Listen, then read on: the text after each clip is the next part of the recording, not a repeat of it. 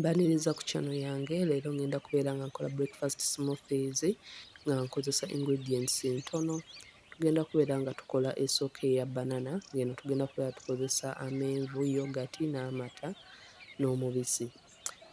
Beera nga osusumbula amenvu gano ogagattemu, naye making sure nti bw'oba obadde ogenda kukozesa yogati oba mata, liquid yonna gw'oba ogenda okubeera ng'okozesa yaba asooka wansi mu blender, oluvannyuma olyoke ozzeeko fruit yonna oba menvu oba karoti oba pineapple, nanansi. So ekyo kiyamba okubeera nti blender oba ogitaddeko wali eri esobola okulwaninga mangu nga tefunye buzibu bwonna oba nga tesikatidde. Smoothie eno esooka osobola okubeera nga okozesa instead of amata n'obeera ng'okozesa oba orange juice oba juice w'obutunda oba n'obeera ng'okozesa amazzi oba n'okozesa amata ga coconut oba n'okozesa cashew milk, soy milk. So kyonna ky'oba osazeewo okubeera ng'okozesa oba amazzi n'oba nga g'okozesa.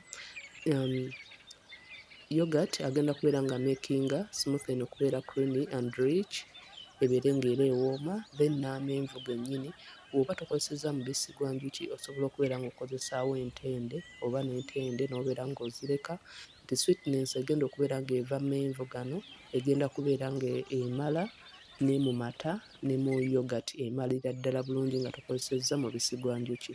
So beera ng'oblendinga bulungi paka nga smoothie eri bulungi nnyo nga like eri so thick and rich.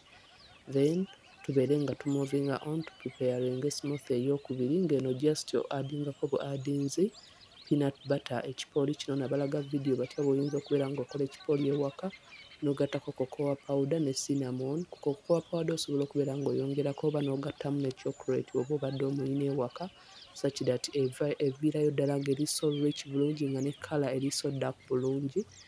Nga smoothie ozimaze nga enjoyinga breakfast yo bulungi nnyo, nga buli omu ewaka abeera ng'afunye breakfast gy'ayagala oba smoothie gy'ayagala but ng'okozesezza ingredients ntono. I hope you like the video. Temwerabira kubeera nga musubscribinga, likinga video, mubeere nga mukomentinga. Temwerabira kubeera nga munyiga kade kubeera nga mutandika on notifications zammwe mubeere notified bwe mba nga postinze video empya. Ngenda kubeera nga mbalekera link mu description box eya smoothies endala. Osobola okukola yellow smoothie, osobola okukola green smoothie, zonna n'ozibeera ng'ozenjoyinga. Until next time, thanks for watching.